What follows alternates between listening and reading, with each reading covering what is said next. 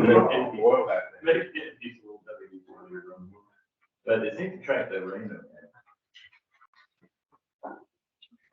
Okay, we are recording.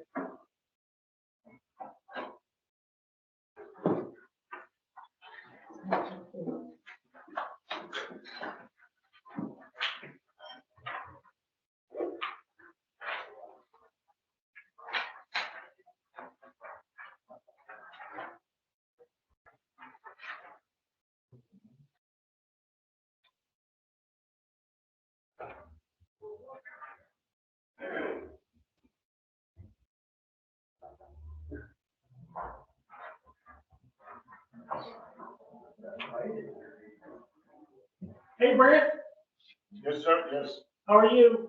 I'm okay. Okay. Is that you, Kevin? Yep. Thanks for setting us up in my room. Oh, you're being recorded. Yeah, you're being recorded. Sorry, I didn't mean to laugh. Trying to do too many things at once. Brent, are your eyes dilated? No, I'm out here in the sun, man. Oh, well, you acted like you couldn't see him, and I was like, has he gone blind? Oh, the screen. Yeah. You're looking a little Stevie Wonder right now. No, I've just got sun coming up here, so.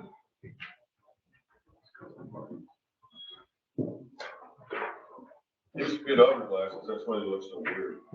Oh, okay. I need some of those. Too young for those. You have to be at least 40, Oh, to legitimately rock it. and you really should be 60. I'm closer to 40 than you realize, but thanks. Yeah, I mean, I don't know. Many people wear them. Oh my God, it's actually out there. I mean, yeah. Or hot. That's funny. I heard stories of when you were sick and you were outside. Yes, we Are we were ready? failed here with the fails. Oh, wait, yeah. Thank you, man. I appreciate it. The coffee still? Are we good, guys? Okay. All right, I'm calling this meeting to order, a special meeting of the Wood Creek City Council, January 25th, 2023 at 4 p.m. We're here at City Hall. And I would ask for everyone to rise for a moment of silence and stand for the pledges.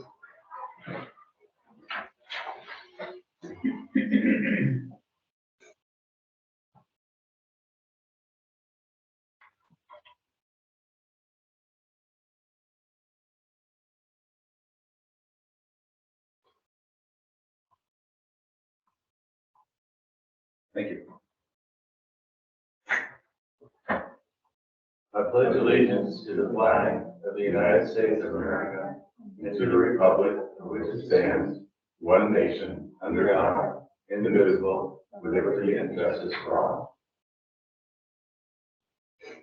Honor the Texas flag. I pledge allegiance to thee, Texas, one state, under God, one and indivisible. Thank you all. Call roll. Mayor Jeff Rogers, Here. Mayor Pro Tem, Brent Foley, Here. Councilmember Linnea Bailey, Councilmember Chris Grummer, Here. Councilmember Bob Hambrick, Here. Councilmember Deborah Hine. Here. Thank you. We have 4 members present, we have 4. Yes, sir. Thank you. I have no public comments for us. Nothing on the consent calendar. We do have the reports, and we'll start with planning and zoning. If there's any report on planning and zoning.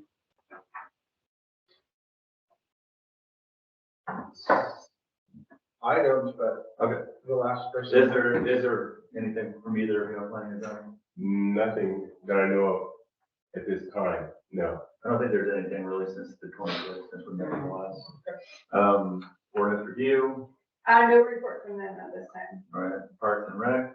Yes, we had a meeting on Monday, this last Monday, and moving forward with looking at, made some subcommittees for each one of the 3 parks. And city manager rule will be getting a survey so that we can have some definitive areas for York Hollow Park. I was wondering how we're doing with that. So that's pretty much it at this point. Looking at how we can use the funds that we have available to do all of the things that we've had planned since we started a year and a half ago. Could I do a follow-up question on Sure. the topic? And actually, I'm gonna refer to Kelly, even though you were present. For this survey, can you explain what is going to be surveyed? Sure, the survey will, mark the boundaries of Creekside Park. And it will also, mark all trees, oak and cedar, or cedar elm, 6 inches in diameter or larger. Okay. And, so that is what we will get back from the survey company. Thank you. And then we also get back an electronic, version of that, so we can place equipment in the area. So that's one additional thing, but majority is just the lot lines and the trees. If I can, I'm sorry, you got it. If I can add, I was requested by the chair, if I could, reach out to Mr. Gambino at the golf course about if we needed a fence on that area, if it was to, be on the line or over the line, if they would consider granting permission on this. So I did send a note to Joe Gambino. To my knowledge, I haven't heard back, I haven't read all my emails, but anyway, I just put that on the table, with the golf course that, you know, we just want to keep kids from, and anybody from just sort of falling into the creek. So, think that, got it? Okay. Thank you, council member. Platinum Rose. That would be Renee. Anything that you'd like to report on that you can remember, city manager?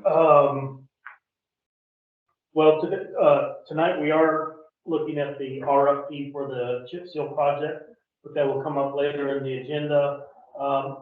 We have also started dialogue with K-Freeze for the RFP for the bond proceeds for roads. So that is that's in progress. Hopefully we will have an RFP ready first of summer to go to the Platinum Roads and then come to you. So summertime is when we're looking to get the RFP. Okay. And we're working on details on how soon we can get it. Okay. That was the main stuff we talked about in roads. Thank you. Councilmember Pulley, anything on the tree board? Just that we do have the proposed RFP for the city arborist on your agenda today. Next agenda, we should have the tree assistance application on the agenda as well for the council to review. Thank you.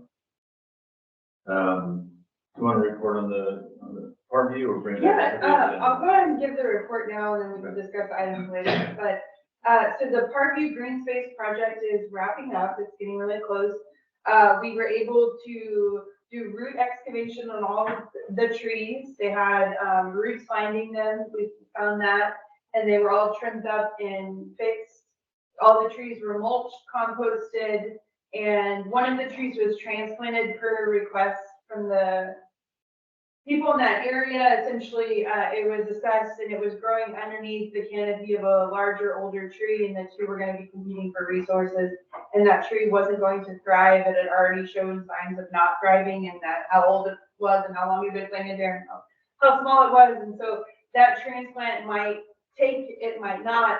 The residents there are gonna be watering it and watching it and hoping it takes. But the tree wasn't gonna survive where it was. So we're trying to give it a hope. And then rocks were placed around the boundary to deter parking. There's no parking on green spaces in our city for ordinance, but that area was experiencing a lot of like drive-through traffic and people parking and cutting on the road, and that impacts the tree roots.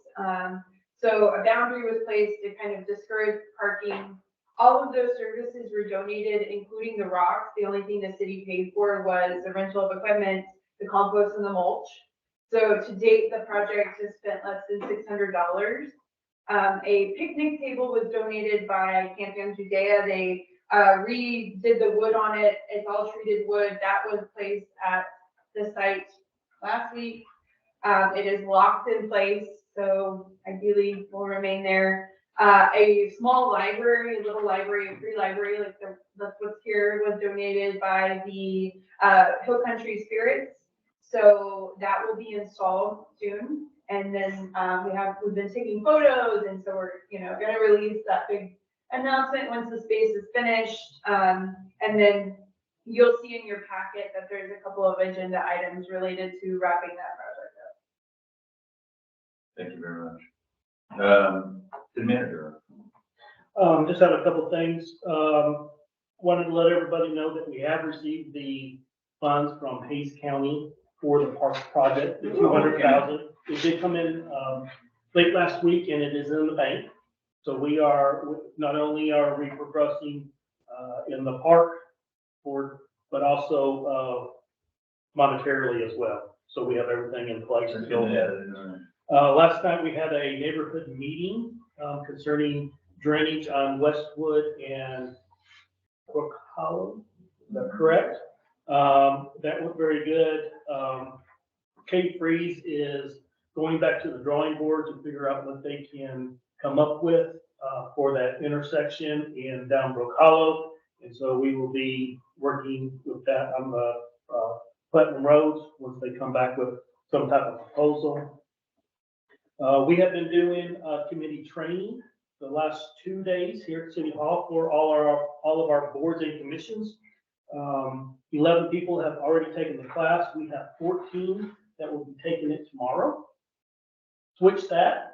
14 have taken it and 11 tomorrow. So it has been well attended. And almost everyone will have attended that class. It is about Robert's Rule and running the meeting and the different motions you can talk about. So it was a good introductory class or video for those that have never been on a committee before on how it's run. That's great. Good to see that many people show. Yes, it was. And then the last thing, there's been a lot of, City Hall has received a lot of inquiries about what's happening on the golf course with the cart barn. There has been some talk, I guess, that they were moving that. Let me just say that they are not moving the cart barn to a different location. They're going to take down the cart barn and then put it back exactly where it is now. It's not moving to a different hole or a different place. And so that is what the permit is on hand here at City Hall. So just to clear up that, because there's a lot of confusion in the community about what was happening on the golf course. So they're remodeling it essentially, full reconstruction. Total remodel, basically. It comes down and then they're gonna put it back up. So it's gonna be all brand new except for the slab. Cool. And that's all I have. Good. Can't wait to watch that out my back door window. Yeah, you can do the time lapse. Yeah. There you go. All right. Do we have a report on the ARPA review at Upper Group? ARPA review, that's you. So we're in communications with Grantworks, and we're actually setting up a meeting possibly next week to take next step forward. That's that. Yes. Good. And then the, Sorry. He's chatting with a resident lawyer. 154, 157. I'm sorry, I'm just laughing about that. So 154 through 157, so it really should be just called 154 plus right now. So 154 site development has been, a draft has been submitted to the ad hoc group. It's under review. We've already started getting feedback. We're meeting tomorrow actually here at City Hall, which I probably should have notified y'all. I'm so sorry. I thought I had, and just, no, you do know. You are, yeah, good. Whew. Anyway, the subdivision chapter and environmental protections chapters are close to follow. Environmental protections being even closer, it's almost done. Is that like taking 157? Yeah, so we kind of, it's leading into a larger code overhaul that we're running into. So environmental protections was a chapter that came from Cape Breeze Right. that they wanted to put in. 157 currently still, according to Muni Code, is the old Parks Board, which is not good anymore. So they were adding environmental protections. I have also considered adding an extraterritorial jurisdiction chapter, because the way we regulate that is a little bit different than how we can regulate inside the city limits. But even that is still up for discussion. So that's part of the meeting tomorrow with the ad hoc group is, this restructuring of the chapters. Do we want to pull these things out? Do we want to put them in the chapters? The other thing that we have found, or that I'm running into, is that we have variances talked about all over the place in our code. None of it's consistent. In the actual code for the Board of Adjustment, it references chapter 35, which doesn't even exist. So we found a pretty big mess. So I have actually pulled out variance code and have written a new variance chapter. So instead of every single chapter of our code having a section on variance and then whoever wrote it, it varying significantly, the variances vary. We're pulled it out and we're creating its own variance chapter. So if you're requesting a variance, it will be outlined there. Board of Adjustments chapter is going to need to be updated. We already knew it was out of alignment with code to some degree. Bud made recommendations, staff was kind of working on that, but it's actually just kind of a giant mess in general. So there's that. And then the other chapter that we pulled out is a chapter about enforcement penalties and appeals. So appeals should maybe be its own chapter. Enforcement and penalties should be standardized. And then I've come up with, and we've talked about this a lot, how we don't have any master penalties schedule embedded in our code really, and which I've been finding consistently in other codes. So that would be something that we would need to do so that people understand what the penalties are, what the permits are, what those fees are. Because right now, some of it can be kind of confusing. So basically those chapters have snowballed into an even larger project. The ad hoc group won't be touching all of that. They're gonna address the chapters they were originally assigned. And then I've requested a meeting with City Manager Rule and Chris Drummert, or Councilmember Drummert, who's already working in those chapters with me, and then you just sort of address like all these other things that have emerged. The main thing that's sort of driving me is what the ordinance review committee, keeps saying that it's like, we just want to see the ordinances easy to read and follow. Yeah, so that's kind of where this is leading, just sort of trying to cut them down, because we don't need to repeat ourselves over and over, like the definitions. We can create a general definitions chapter, and then every chapter after that doesn't have to explain what a city manager is over and over and over, because they do.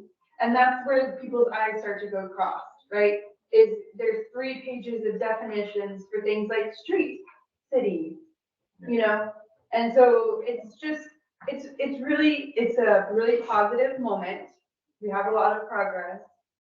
It's opened up a giant can of worms that we can't cram back in, but we have made progress and we're going to keep moving forward, and there's going to be good stuff coming out of it. Yeah, thank you. All right, any questions about any of the reports? Under unfinished business and general orders, I'm going to ask that we move item number 1 down below item number 3, because if I'm making appointments alternatives, I want to see what the primary members are before I make those determinations. So I'm going to move to number 2, which is discuss and take appropriate action on the hotel occupancy tax committee. There's 2 appointments to be made there, I believe. I move for council members to make their recommendations for the hot committee. Second.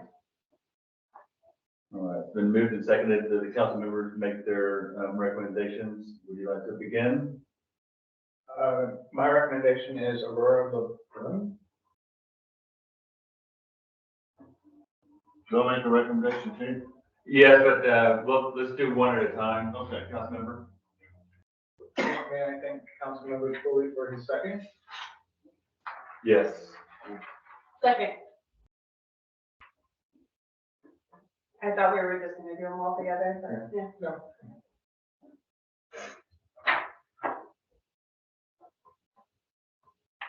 Okay, well, let's go ahead and vote on the appointment of, former Mayor Pro Tem LeBrun. Before we take the vote, I would like to say that, Mayor Pro Tem, former Mayor Pro Tem, was actually part of the comprehensive planning work group, and specifically the fiscal group, where the start of this reconsideration of HOT originated. And so I was really glad when I saw her applying for the committee because, kind of keeps that thread of origin tied together. And obviously her extensive knowledge of the city and the politics and the history here is really, really cool. I was very glad that she was interested. And if I could, it seems we haven't considered Mike Wimmer at this point. We would do one and then the other, but he has not been considered yet. It's a new application, yeah. Yes, he is. But if we vote on Aurora, then he'll be basically out in the cold, I think. No. There's one more. No, we have two nominations to make. There are two openings. Because, I'm sorry, the reason that we have two openings is that, Mike Schneider, resigned from the committee. So that created an opening. I'm sorry, I should have mentioned that at the beginning. Okay, so let's vote on, Ms. LeBrun. Mayor Pro Tem Brett Foley, Aye. Councilmember Chris Grummer, Aye. Councilmember Bob Hambrick, All right. Councilmember Deborah Hines. Aye. Unanimous. So we'll move to, Councilmember Pulley. You have an open spot on the Hotel Architect Committee. Yes, do you want me to make that now, or do you Please. need another motion in second? No, please make the motion for your nomination. Okay, I would maybe we appoint Mike Wimmer on the Hotel Occupancy Tax Committee. Mike is a representative for the Double J Ranch Golf Course. He's also the Beverage and Entertainment Director. I think he'd be a good addition, and it'd be good to have the golf course involved at this level of the city.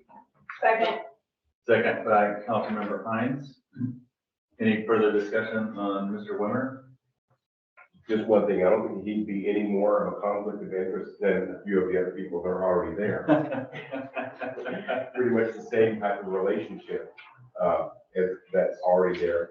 And I believe that may, in the long run, be something that's really good for the city to have somebody from the golf course involved in HOT. I mean, if I may add to that, since we're in open discussion, I was really glad to see the golf course come forward because, one of my hopes, of the whole, the whole idea of, the hotel occupancy tax isn't as much the tax as bringing, some of our, city partners together, to see where they can benefit from each other's, and there's synergy there. And it was really at Kevin's introduction and the swearing in when, the golf course and Camp Young Udaya and the city were all there in the same room, and they just really didn't know each other very well.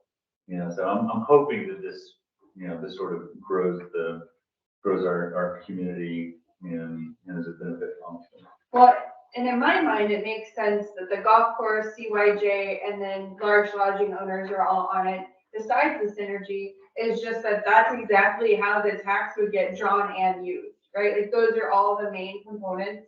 So if they're all represented in the committee talking, then we've kind of covered all the bases of how that HOT would get collected and then where it would be used or distributed, because the golf course and CYJ are only event spaces, really, truthfully, aside from the Baptist church, because they're in our ETJ. as far as like public event spaces, you know? And then you have private ones like Cypress Falls and things like that, so. But for the golf course, for instance, to really be able to do anything on a large scale, you know, they need the launch, Right. you know, Yeah. or the camp even.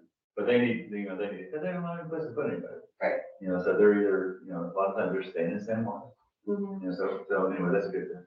Any other conversation? We'll move to a vote.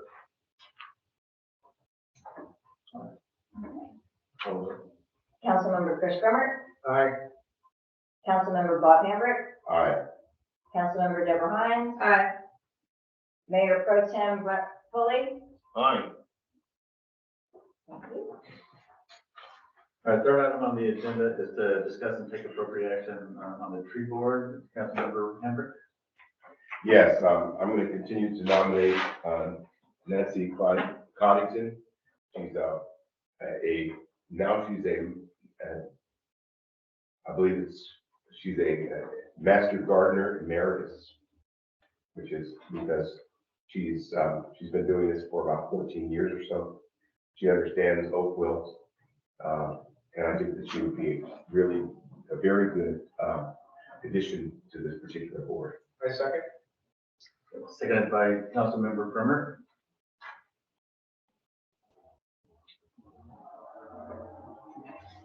Further discussion? Just one discussion, is this gonna change the current makeup of the board, or is this an addition or an alternate? I'm not clear. It will, because, current, Vice Chair Rasco,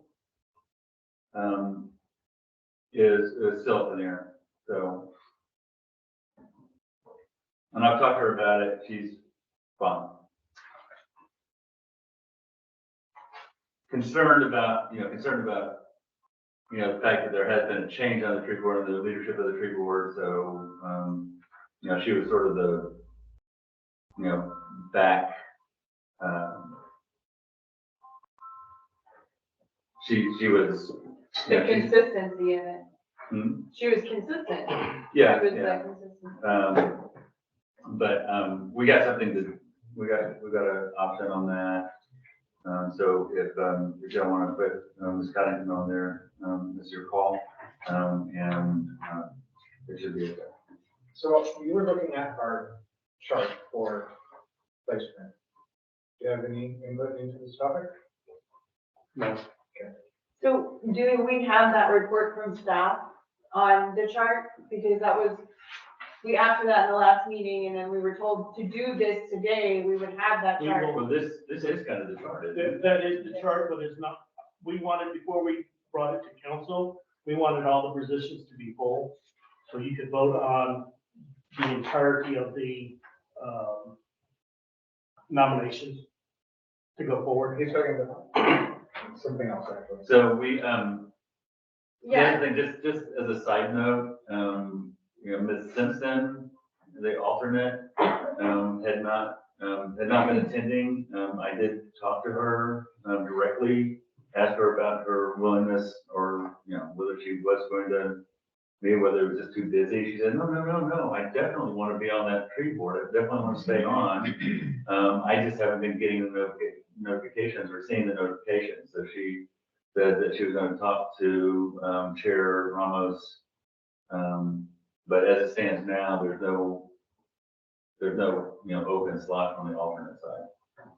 so in the last meeting, we asked staff to review the chart in order to identify any positions that it would have potentially changed because the ordinance is changing.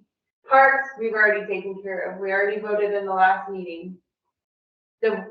We knew, Member Roscoe's term was potentially in question, given the advice Mr. Gordon had given us. Were there any others? Because we were supposed to get that report back. Are there other positions No, who have now been, so it was just Member Roscoe's left open, aside from the two parks, which we've already dealt with. correct. So can I clarify if I may? So by Nancy Coddington, by Bob's recommendation, is that affecting Monica Rasco's Yes. position? Yes, It removes her. Yes. And places Nancy in her place. So she will not finish the term she was originally nominated to finish because Mr. Gordon has stated that when we pass the new ordinance, we, in his opinion, should have realigned all of the terms with the ordinance. So then her term came into question post-election.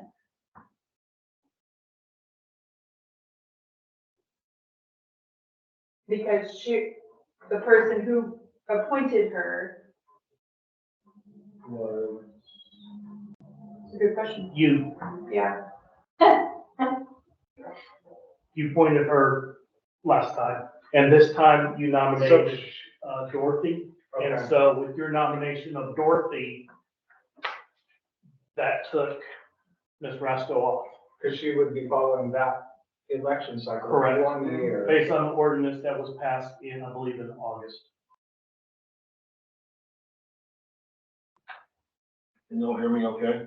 Yes, Yes, sir. I really like, Ms. Connington's credentials a lot. I love the work, that Ms. Rasko's done as well. I mean, is there a solution to where, one can be a permanent member and the other be an alternate?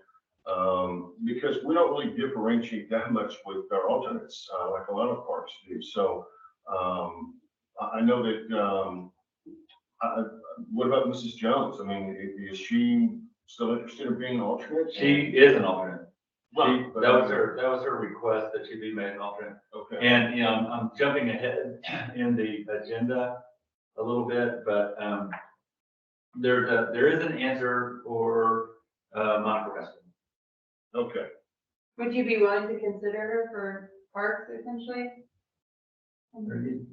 You're jumping ahead. I don't. Okay. She has said that she would be an alternate on parks. I talked to Chair Rawlings about it, and he said, bring her on. Cool. Because he had originally said, we're fine, we don't really need another alternate, everything's cool. We're getting on fine, we have full meetings every Tuesday. But when I said, if Monica was appointed as alternate to the parks, would that, be okay? And he said, yeah, friend.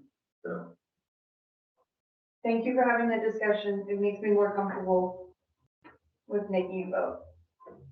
yeah, I just need to say that staff is going to have to be, sort of aware that, with the change in leader, I mean, Chair Ramos is, really new to that position, and she's doing a great job of kind of feeling her way. Hopefully, former Chair Jones will be of help, and of course, the rest of the members of the tree board are great. They work really well together, and just to get, if the vote goes through on Ms. Connington, she gets assimilated nicely, but also that, the leadership gets the support they need for, just running a good meeting and doing the agendas, and that's gonna be kind of a staff thing. Mhm. So that would be my main thing. And I'll say this, I mean, Councilmember Hendrick has the right to choose his member, and, I don't like losing Monica, but it sounds like she's gonna land in another place, and, so.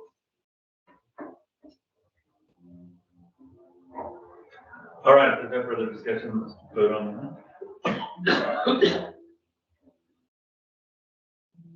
Councilmember Bob Hambrick, Aye. Councilmember Deborah Hines, Aye. Mayor Pro Tem Brett Foley, Aye. and Councilmember Chris Grummer. Thank you. All right, so welcome Ms. Connington to the tree board. I'm gonna take up, item number 1 that I moved down, which is, discussion and appropriate action on alternate members for ordinance review and parks and recreation. We do not have an applicant, to my knowledge, for the ordinance review committee. We have a member, right? Or is it an alternate? Is it Joe Bronco should be? That's a full member, so we need why Yeah, isn't that on the agenda? it was missed, I guess. That's a good point, because I read ordinance review and didn't think about how it says alternate, but it's supposed to be a full member appointment, Yeah, he should be a full member from. and it's his item. We're on number one, correct? Now, yes. I move to appoint members to the ordinance review committee and an alternate, no, I backed that up. I move to appoint members to the ordinance review committee, period. We'll break it into two.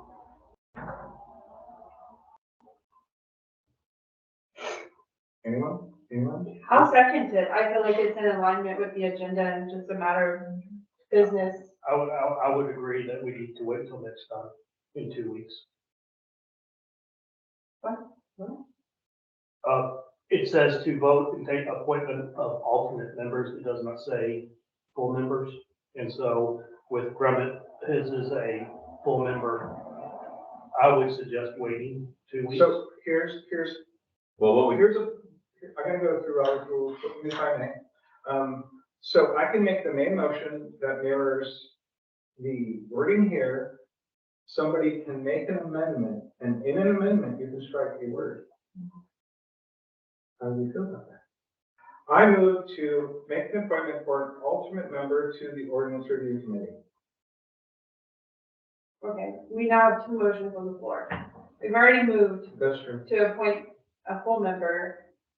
I apologize for not catching it sooner, but it's concerning because that committee needs to get started on the rest of their work. They're waiting on members in order to vote for their chair and vice chair. so there is the motion on the floor was for a full member. That's out of order. It's not on the agenda. Right. You know, we don't have anything on the agenda that specifically says, you know, appoint a full member to ordinance review. We've got an item that says an alternate member. I think, you know, trying to amend that to take the word out to just say member is a little bit of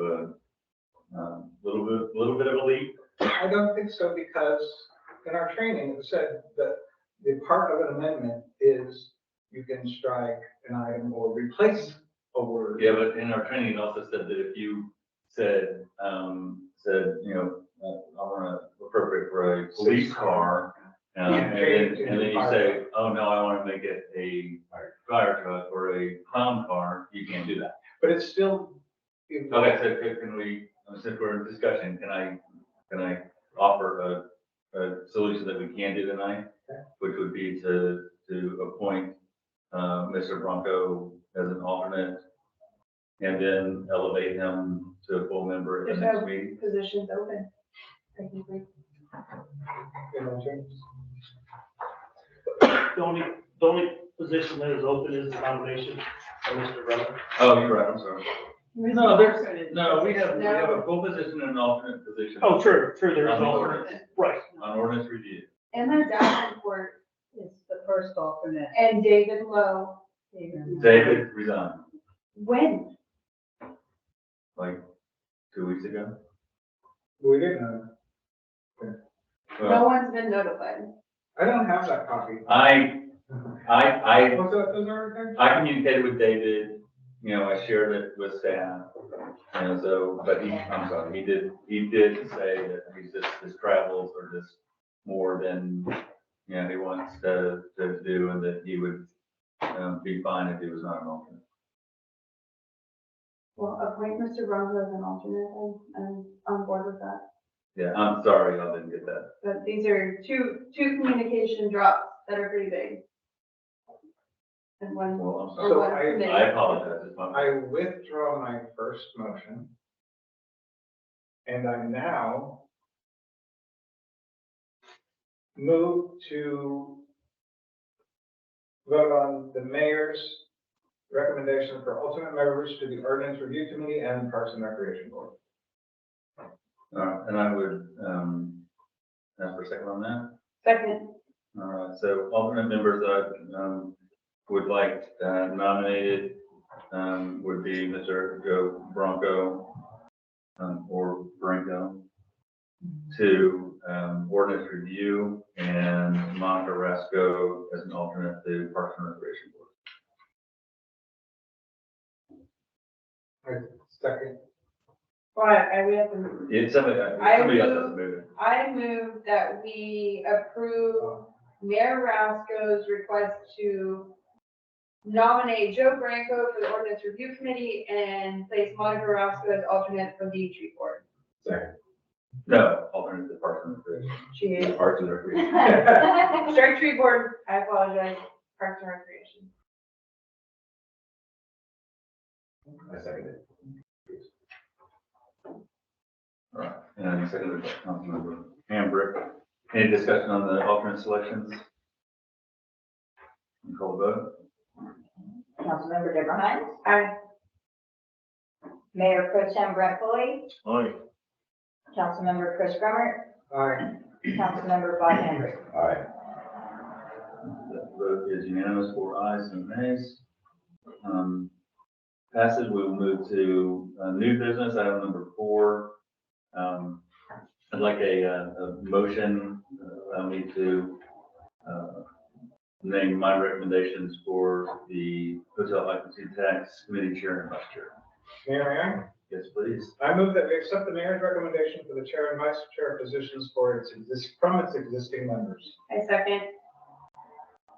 And the nominees are Ann Tyler Conradi as chair, and Tomas Palm as vice chair.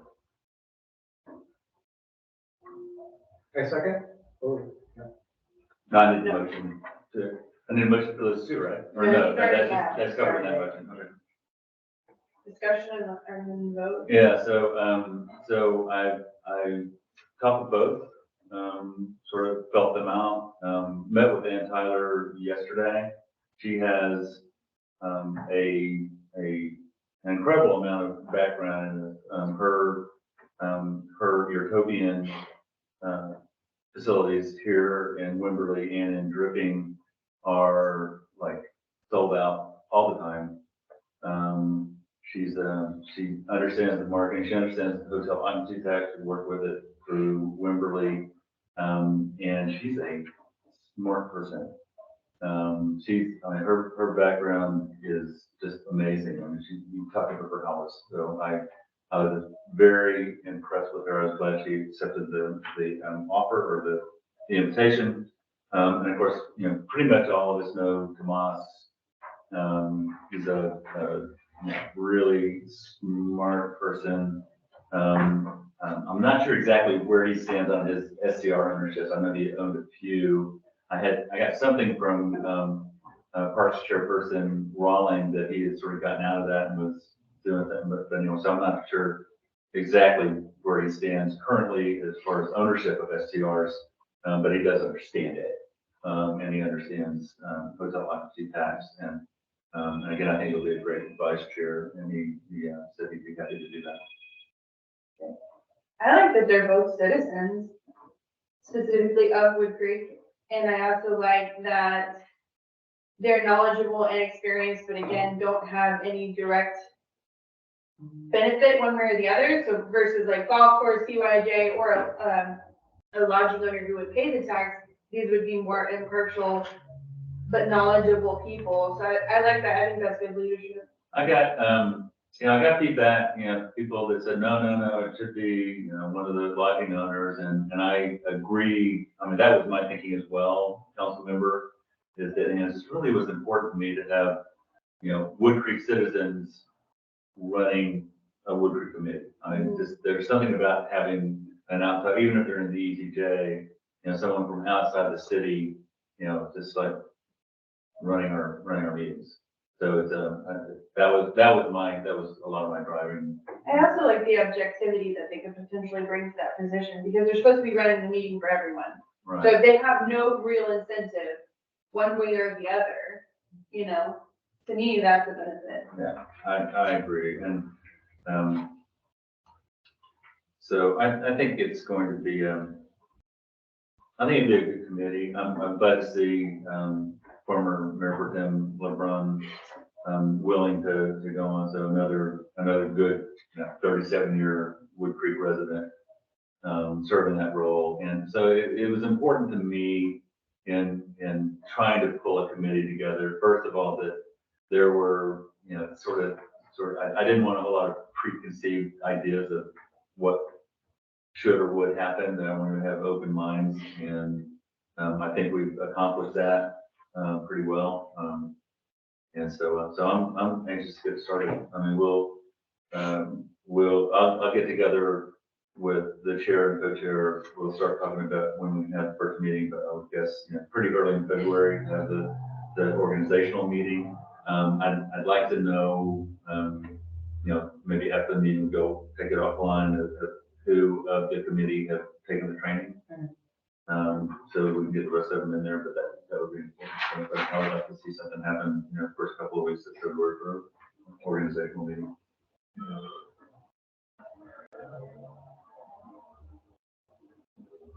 So something to vote on then.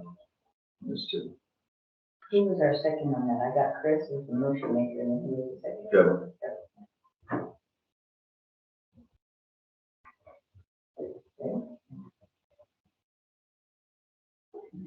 Yeah, please, call the roll. So voting on the motion, Mayor Pro Tem Brett Foley, Aye.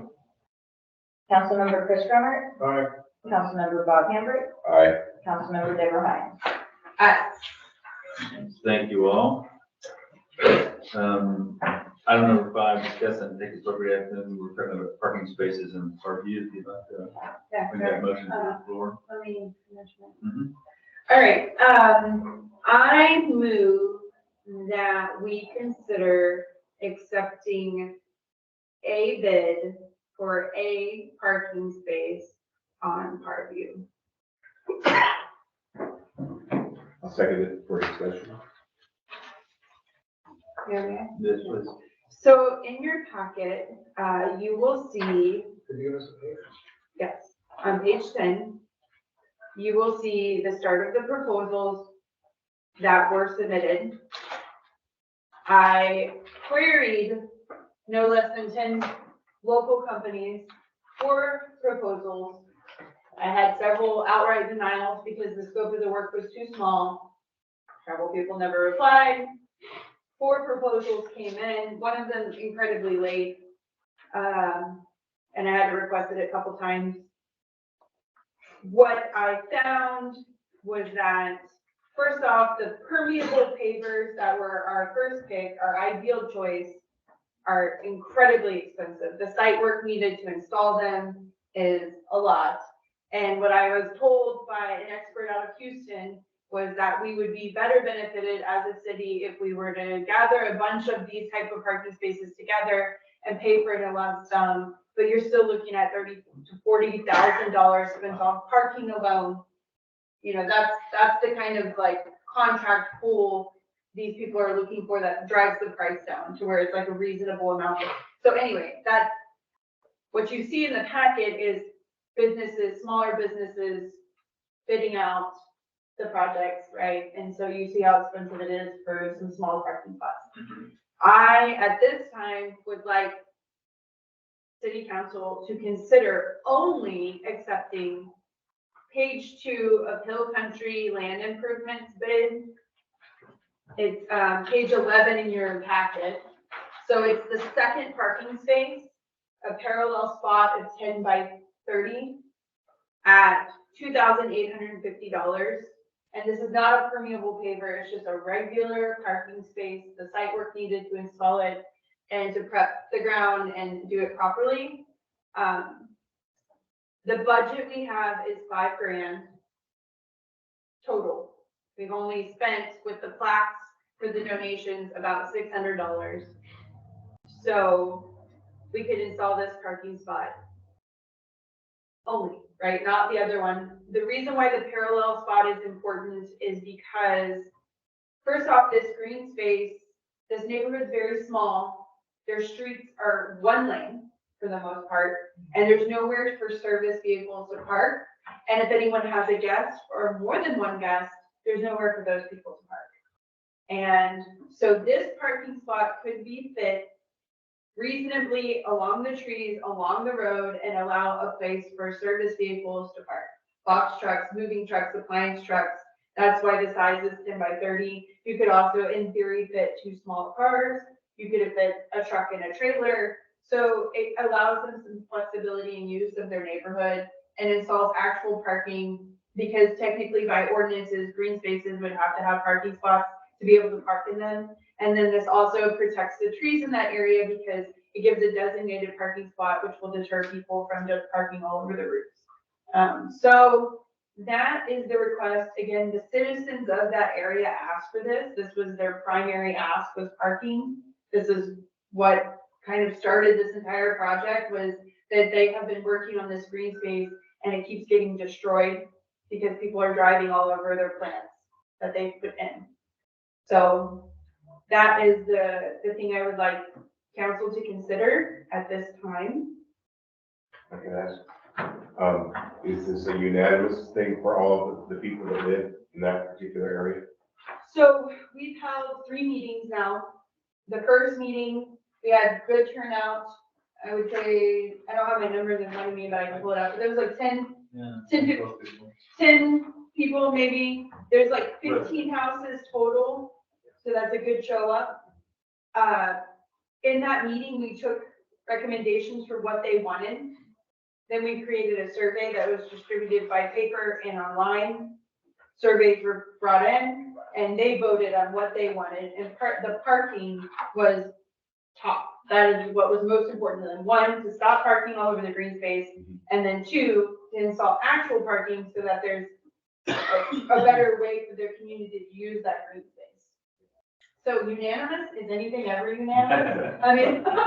Perhaps I should say how unanimous. Highly rated. Yeah, the highest rated of the surveys that were returned. So we're talking 15 homes or so. There was like 8 surveys returned, and I don't know, I can pull up the actual numbers. But. Is that it? The other part is will it serve all of the neighbors fairly equitably in terms of? It's centrally located in that area, yeah.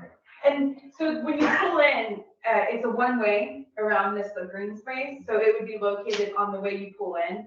So it kind of makes sense. You pull in, you're visiting somebody or you're dropping off an appliance, there's clear parking there, then you can go up to the cul-de-sac, turn around and exit. Can I say something? Please. This has been a problem, man, for a long time up there. And the fact you've gotten this close to consensus and it looks pretty fair, I think is admirable, because it has been a problem because, they want to keep it nice, they want to keep it green space, but they don't want a UPS truck parked in the middle of it. So this looks like a fair, resolution in my mind.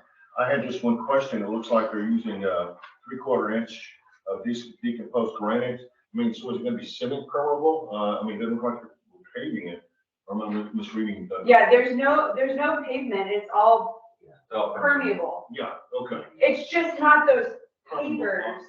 Yeah, it's not the pavers that go in and get filled, Yeah. which that would have been ideal because they last longer, Yeah, but it's just so expensive. yeah, And right. it's- I think, with the decomposed granite, you can maintain that. I think probably maybe easier than if you have those, permeable blocks. I mean, the only solution to that is replacement, I think, after a while.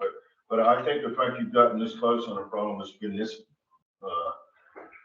much of a problem for so long, I think is admirable. Thanks. All right, we're all set? We good? Councilmember Chris Grummer, Aye. Councilmember Bob Hambrick, Aye. Councilmember Deborah Hines, Aye. Mayor Pro Tem Brent Foley. Aye. All right, that vote is unanimous as well. And let's move on to item number 6, which is, again, review the installation of posts. Yes, I move that council accept the proposal again from Hill Country Land Improvement, but only to install 2 posts. Okay, second.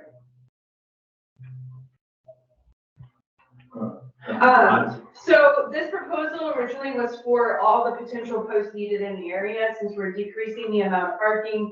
That's the loss of one of the posts. The other post was to deal with some of the signs that are there. However, I did go and I kind of looked at them, and they're not as unsafe as I was led to believe. They might be needing to be replaced in the future, especially after road work in the area is done. Those signs might naturally be replaced anyway through that, depending on how that road construction works out. So I removed that out of consideration just because it's not necessary at this time. The second post, so the two posts that I'm asking for, one is a parking sign that's essentially in front of the parking space saying parking limited to like 72 hours, because that's what the residents were concerned about. Somebody deciding to use that parking space as their all the time alternate parking. So it will have a parking sign that says parking in designated spot only, limit 72 hours max. Something to those effects. These signs are standard online, so the exact verbiage is going to be kind of what's on the signs when we purchase them. But the installation of the post needs to happen, and the city needs to contract that out. The other post I'm asking for installation is for the free library, because that needs to be put up. It's assembled, it's ready to go, but it needs a post installed in the ground to put up. So Hill Country Lake Improvement can do that. The reason why there's only one bid for this is because I actually solicited 3 bids, and this is the only one that came back. So that's what I got to work with.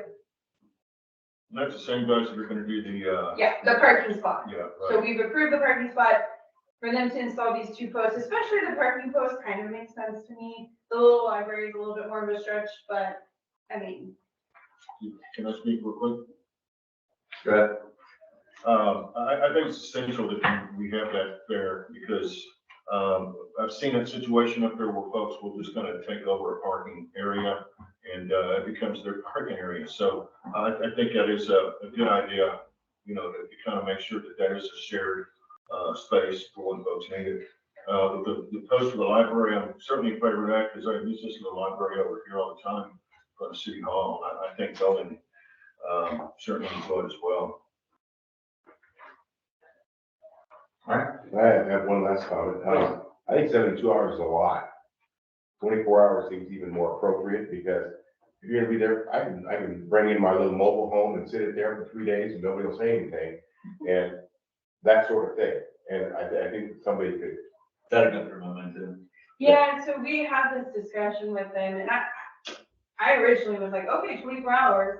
And they kind of backtracked, and they're like, well, sometimes your guests, because some people were like, no overnight at all, right? That's what they wanted. Some people were like, but sometimes your guest stays overnight, especially like what if they drink a little bit and they have to, you know, stay or whatever. So then they were like, okay, 24 hours. And then somebody's like, well, what if you have somebody stay? So I honestly thought 48 hours was a pretty solid marker. But yeah, I'm open to whatever council wants to decide. We haven't really designated what the parking, we do know we need parking in designated spot only. And we're voting on the poles, not the. Right. Not the person. Of this And, you know, time. we can get that narrowed down. I mean, actually, if you say 24 hours and somebody that needs to stay a few days, they move the car and put it back in again, I mean, like everybody does. yeah, we're not really, I don't think anybody, especially because we don't have like a official code enforcer, separate position. Hard to manage. So mostly the sign is just reminding people and gives us something to enforce if there's a problem. Hopefully there's no problem. Yeah. But, you know, whatever ammo Kevin needs, really, Mr. Rule, I apologize, sorry. Sitting there, Rule. That's really, and on it, like I said, the signs, they're standard. So we might not find a 72-hour sign anyway. So it might end up being 48 hours or, yeah. Temporary working on.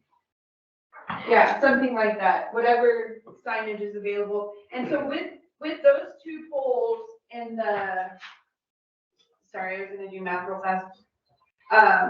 Well, we don't know if it's So 2 poles or 4 poles. well, if we approve the 2 poles, at that point, with that parking spot, we will have spent only about $4,000 estimated, right? Plus the 6 we've already spent. No, wait, That's including, yeah, no, that's including it. Oh, okay. So we'll come in under budget, but then we still have those 2 little signs to buy. the parking sign. So we're gonna, it looks like coming under budget, which is great. We've gotten a lot of the labor donated, and so, People I've talked to are very happy with it. They're, it's just like, this is great, thank you so much. Ma'am. Yes. I know you've done a ton of work on this, but, would you mind reconnecting with, Hill Country Land Improvement and asking them to resubmit an invoice not? they'll have to resubmit with what we're asking for. So yes. Yeah, don't pay thank you. on this. Yeah, Okay. no, and they're aware of that, and in fact, he's worked with cities before. He was like, yeah, I know how this works, I'll submit something, and then y'all come back and tell me what you can actually do, and so he's expecting, but yes, thank you for the reminder. I will make sure you get the proposal for what we're actually asking for. Thank you. And do you need a copy of the sales, the non-taxable certificate? He has that on his file. He did not ask for that, and after this, I'm essentially going to put this on y'all's desk, Okay. because it is no longer under the scope of my, How many years per? yes, good word choice. Thank you. How much per? All right, so let's, can we take a vote on this? Councilmember Bob Hembrook, Aye. Councilmember Deborah Hines, Mayor Pro Tem Brett Foley, Aye. Councilmember Chris Summer. Aye. And again, thank you, Councilmember Hines. Yes, thank y'all for your assistance. Item number 7, is the, discuss and take appropriate action on changes to chapter 32.01. Councilmember Brewer. I move that we accept the ordinance regarding chapter 32.01. Second. Mayor, may I? Please. I'd like to defer to Kevin at this point. So actually, I'm gonna get a little bit of that. So what it was is the meeting I missed last time, in my notes, they passed investment policy. Right. And in my research, I found that in our code of ordinances, we have an investment policy wording, but it points to this document from 2013. They're like, oh, we need to update that. And then I said, Mr. Rule, and he's like, well, actually, this is the correct wording we have to do legally, not what you have there. I'm like, okay, so we just put this together. So it's basically clean work. Housework? This, just clean. House cleaning. Housekeeping, yes. Before they always pass or supposedly pass the investment policy through ordinance, going forward, it would be passed through a resolution each year. And so we're getting rid of some of the language in here to make it more concise to what we actually do. House cleaning. Thank you. We're all about house cleaning. What's lovely is this takes this off my to-do list.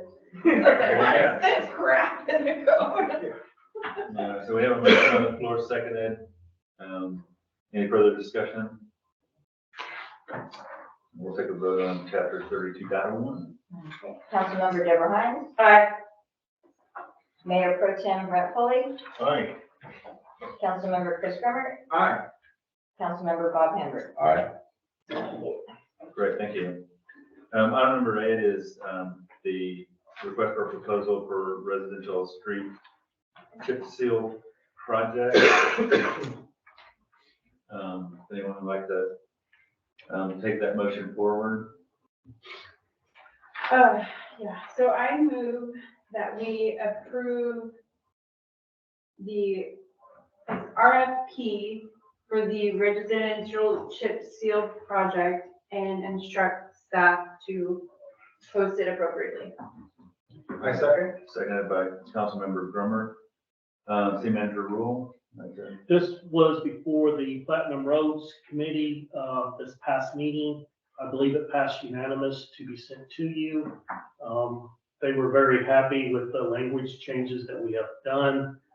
And so, the thought of this is once it's approved tonight, we will, put it out in the newspaper. We're going to send some letters to some local companies, by the request of, Councilman Bailey.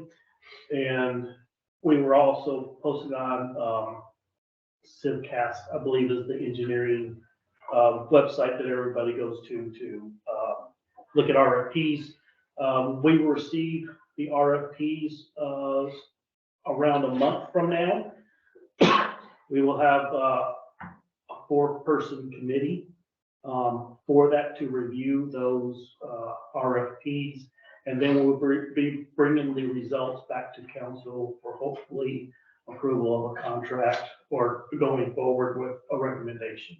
And there's an open Correct. bid opening, Correct. public bid opening. Correct. We'll do a seal bid, and we will have a date that we'll be opening those up and then grading them. And you'll notify us, right? You'll send out a broadcast to staff and when that is happening, Yes, ma'am. or not staff, us. We're not Yes. staff. I'm not Dave. Yes. Yeah, so we can do our due diligence. So you answered one of my questions, which, was, how long does this stay open? You're saying it stays open for a month. Correct. Do we need to appoint that 4-person committee for you, or is that No. just, you've already got that handled? It will be Liaison Bailey to the Cody Abney, which is the chairman. It will be Ryan with Kate Freeze and myself will be the 4-person committee. That's good. That sounds good. Yeah. I do understand they had, a couple of questions at Cape Freeze that were all settled in the. Correct. It was processed to, there will be a pre-construction meeting and then also a post-award bid meeting with whoever is the contractor on this.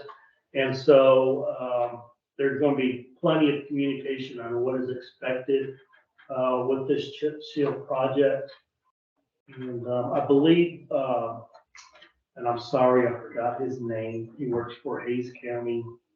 Aaron Jones. Aaron Jones has offered his assistance, so we will be asking him for some assistance during this planning and going through the phase of the actual chip seal, since he is very, very knowledgeable in that. Really, Awesome. very good. I have one question. Yeah. Hold on. It just left my brain. While you're thinking of it, Yeah. I could, Yeah, please. I'm coming kind of late to this discussion at this point. There are still some concerned citizens who are saying, basically, what about me? That are out there that who are not part of this, is it 9 streets or 10 streets? It is 9 streets with one added alternative that we can add depending upon the price that comes in. Okay, so what my question is when somebody asks that question, what do we have as an answer to when their street will be considered in the future? The plan is that, once we do the smaller roads, which these are very small cul-de-sacs that we're doing now, Yeah. with the bond money proposal, we are looking to pave all the rest of the streets with that money. Now, whether that's chip seal or overlay, Yeah. or a combination of the two, depending upon the price that comes in, we will see what we can afford and we'll go from there. But the thinking is we will address all the remaining streets once this is complete. And it will be about, we're going to get an exact number soon. I'm working with Kate Freeze on the exact number of roads that we will still need to do. Once this small chip seal project is done, which goes into that bond package to know exactly, okay, we got 7.4 miles that we're going to have to cover in the big bond thing. So we will know pretty much how much road we will need to cover for that, and depending upon pricing, hopefully we can hit all the other streets. If I may, also, how I like to think about it is, the previous council, was it 267? $227,000. $227,000 which was the ask that the roads committee asked for. It's like, hey, we have these little roads we can get done, and they're little, and they're going to be simple, they're going to be chip seal. And so we passed that, and that's what this part is. Right. So it was before bond, whatever went to election. So that was going to get done. So the bond comes later, and then the rest of the roads get fit into that. For people to have that, kind of being able to see the horizon is an important thing. Yeah. As opposed to, well, yeah, sometime in the future that'll happen. Because a lot of people have felt like they've been overlooked for a long time. And overlooked, well, that's a good one. As an example. That's one. Yeah, so the bond timeline, remember, was early summer. Yeah. Going, Further up in. yeah, and that, so by late summer, work might be starting to happen in some spaces.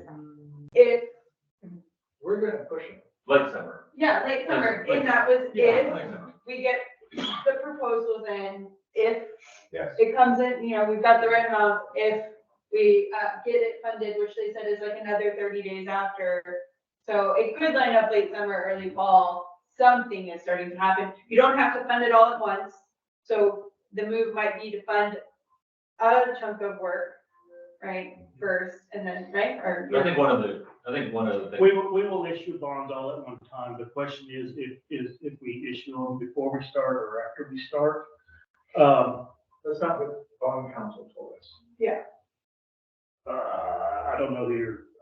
I'll talk to you, but no, that's not how you do it, because I don't want to get in the weeds on this, but with the bond package, you can actually do a reimbursement resolution. But yeah, I don't know what he told you, but you can do He it just said beforehand. we had options on how to.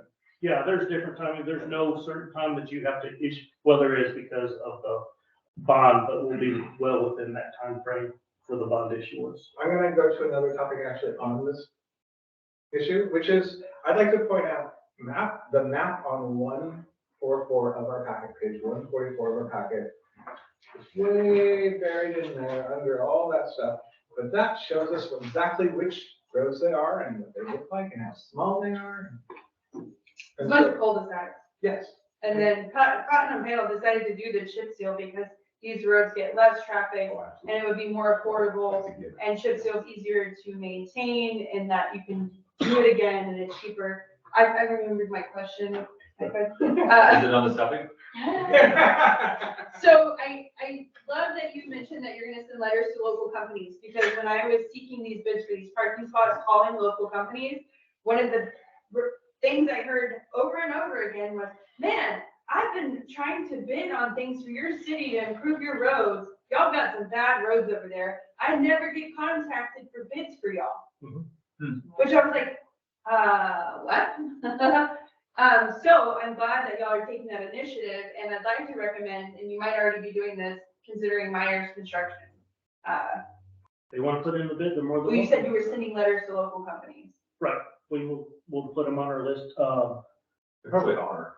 Well, they're just right outside the city. Councilwoman Bailey, she's coming up Yeah, with okay. with the list for us, Okay, that she, she has some in, Kerrville that or where, I forgot where else she means, but yeah, she's putting together a list, so we'll add that one to the list. Purple is not local, but 3 hours away. Well, Yeah. it's lower than somebody out of Dallas or Houston. Yeah, and a then that, block away. yeah, Myers Construction's really close. They were one of the people that was like, I'm always wanting to submit for bids for y'all. I wish you would contact me. I never get solicited Yeah, for and bids. the bid package will be on our website too, and so companies like that may not get on the internet, there's not be a big boy, they can get on the website to get the big package. Is this, also put in the paper? Yeah, it's a newspaper, send letters to local companies, and it gets posted on Civcast. Right. But also, if you know somebody that, Yeah. is appropriate. Yeah. Oh, we'll also have the bid package here in City Hall, they can walk in. Yeah, the thing is, it's not limited to, just, these 6 people, some of our bids is, we know the 3 people that we want to get bids from, so let's just go ask them. This is a case of, open bids, sealed packet, anybody that feels like they can do it can grab a packet and go, but, if they don't hear about it, we can help them. Yeah. I Yeah, just like supporting local as much as possible, We keeping can take money that in our offline. community. I have a conversation, we can have a conversation offline. So do we vote? Like Yes. a follow-up question. Oh, we got one? Yes. No. No. Okay, so we have to vote on his. Well, No. if you're calling a question, we have to have a second to call a question. So anyway, would you please call the roll? Yes, sir. Mayor Pro Tem Brent Foley, What is this? We call them question or we voting on the RFP? No, we're voting on the RFP. Okay, all right. Councilmember Chris Grummer, Aye. Councilmember Bob Hambrick, Aye. Councilmember Deborah Hines. Aye. Thank you. Thank you very much. Last agenda item for our meeting today is discuss and take appropriate action on the RFP for the city arborist. I'm sorry, Mr. Foley, that this is the last item on the agenda. We might have been able to send you home earlier. Yeah. But if you'd like to go with this motion. Yes, I would move that we discuss and take appropriate action on the proposed request for proposals submitted by the tree board for a city arborist. I second. Seconded by Councilmember Brummer. And I feel like I used to feel when I got kicked out of Sunday school and I have to watch. Sorry. Was that every Sunday, sir? Well, it was a few of them. Yeah, this is the last document in your packet. I want to thank Alex Ramos and Terry Bernie Bissett for putting it together. It's a new process for them, new process for me, and it looks pretty good. But I welcome the input of the council and kind of see what you guys think about it. Oh, go ahead. Councilmember Hines. There's an edit that needs to occur before it's posted. Comprehensive plan? Yeah. Yeah, that's one, sir. That the comp plan is in place and the Vision 2030 plan actually needs to be struck. The comp plan supersedes that. It's kind of a problem on the website too. Yeah, where is that? Do I need to make the edit? It's the second to the last sentence in the first paragraph. We'll do that for you, Councilman Foley. We can have staff do that. Okay. Staff will do that and then send it out for one final set of eyes. Are we, All we're saying is it's currently operating under the first comprehensive plan of the city. It's, is that an amendment? We've had seconds because everyone's talked. No, we just asked that they it was- edit it before it's posted. I don't think. No, that's You're just saying administrative. we're just asking for an edit. The only other Staff. The only other potential edit that I'm looking at now is in the qualifications. There's a reference to, looks like, business insurance for personal liability. A lot of times you set a number in there, so that you end up with $25 worth of insurance when you should have had $1 million. I don't know how much is appropriate, but that's something to consider. Do we have a standard package on that? I know that a lot of No. organizations, they say, okay, you need to have this and this and this and this and this, and it's just automatically attached to every bid. We have not put a dollar amount, that can be part of the evaluation of the arborist, is how much insurance that they have. Yeah. And if they have inadequate insurance that you feel, we can always go back to them and ask them to increase their insurance. With that in mind, because I happen to know an arborist, there are two types of insurance you might want to be looking for with this. This says personal liability. With that in mind, there's personal liability, meaning I put a hole through your house accidentally, and I'm liable for that, and that needs to be fixed. And then there's personal liability. My chipper blew up in my face on the job site. I'm going to sue the city because it's actually the city's fault because blah, blah, blah.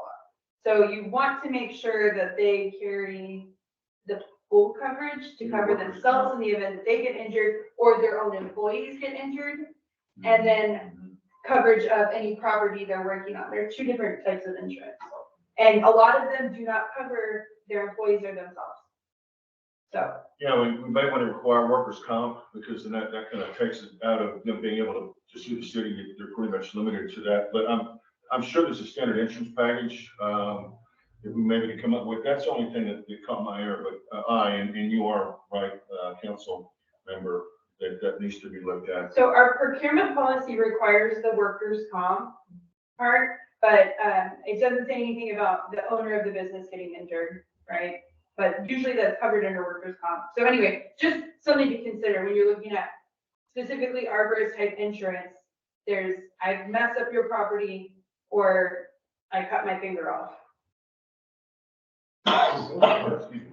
So the second, Jacob what, said sounds both. like the first type is also might be called, professional insurance, covers them and their judgment as well, because their judgment is important, they are professionals. Yeah, I don't know what it's titled exactly, but I do know in like the insurance policy that we carry, there's like a level where it's like any damage to somebody's property is covered. We absolutely have to have that. I'm saying the city might want to consider making sure that the arborist has the other policy. Yeah. He has to have workers' comp for his own employee or her, it could be a woman. They have to have that based on a procurement policy, but you might want to also make sure that they have personal insurance for like chainsaw to the finger, because something could happen and they could claim the city's responsible. Which we all think is crazy, but it happens. So that would change this document, correct? No, because this is just, This is gonna be posted. you can just say existing business, I mean, that's. Well, we something would you look at, for. they would provide their insurance coverage, and we would look at, see what kind of, not only what type of coverage they have, but also their limits on coverage. And so that would be, you don't have to necessarily put it specific, but that is one thing, one criteria that we will be looking at. So one of the things that this, I mean, the wording on it is pretty open. It says present proof of existing business insurance, for personal, so they have to show something. And if it's not adequate, then we just say, hey, you need to, I mean, we dealt with that all the time with my company, is that, for whatever reason, the company we're working with wanted 2 million instead of 1 million. And so we go back to the insurance company and say, well, what's it cost to get it bumped up? We say, okay, that's worth it for this time, so we'll do it. Or it's That's not. part of, that'd be part of the, contract negotiation on how much insurance you have and what kind of insurance. And the form actually has a name. Is it COI or something? Certificate of I don't- Insurance? It's a There COI. is a Yeah. certificate And of it- insurance. And you want to make sure the city's listed as the, Correct. Yeah. Yeah, you can get that, yeah. All they do is call their insurance company and they, oh yeah. that city would create it like. Okay, and then I have one item that I just wondered about is under qualifications, item number 4 of at least 10 hours a week. I mean, that seems to me like we're guaranteeing them 10 hours a week of work, 52 weeks a year.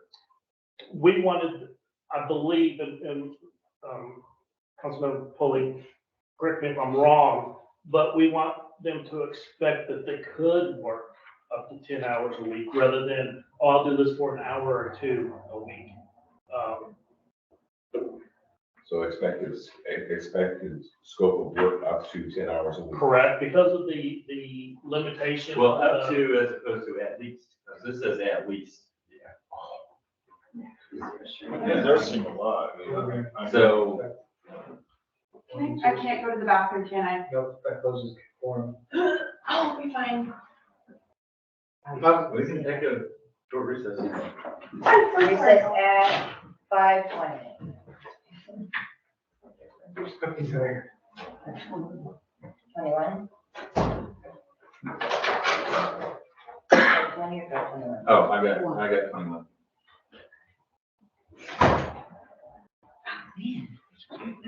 How you doing, Mr. Pulley? I'm doing pretty good, man. Thanks for letting me sit in like this.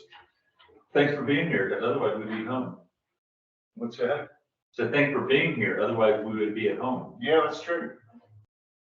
without a quorum. So Suzanne, can I see a copy of the streets that we've talked about as far as that's concerned? Yes, I'll give it to you. Thanks, appreciate it. You want that map? Yeah. You can print the whole package. 144 Yeah. pages, just the ink, forget the paper. I walked in as Ryan and Kevin were meeting, and I see this stack of paper like that tall on Kevin's desk. At RFP, and well, it had been printed one-sided.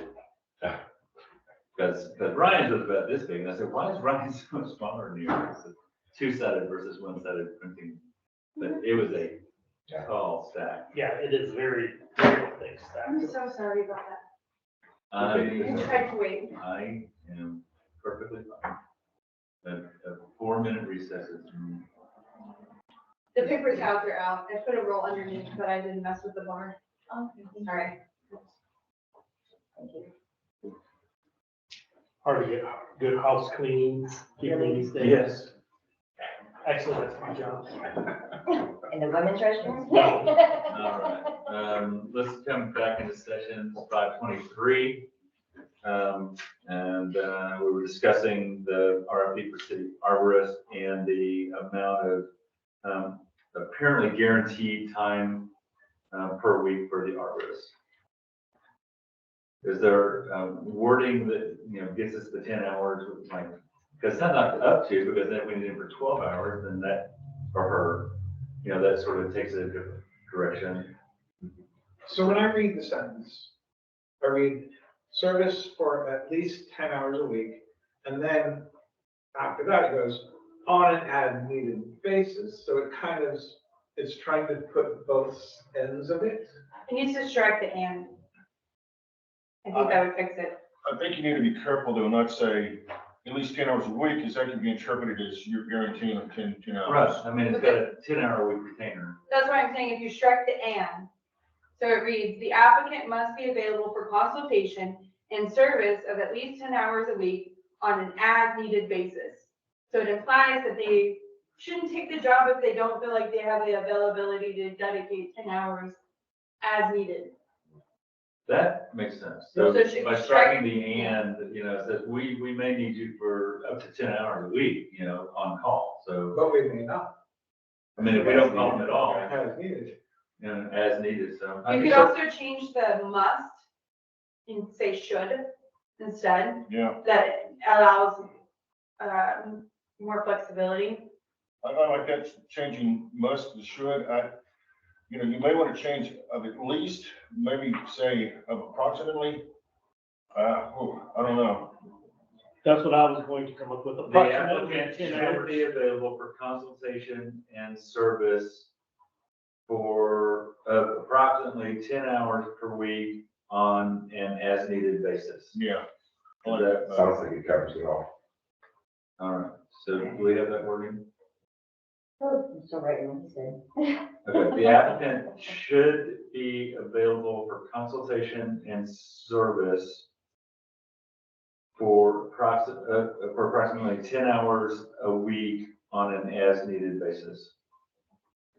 So change must to should, change at least to approximately, and strike the and.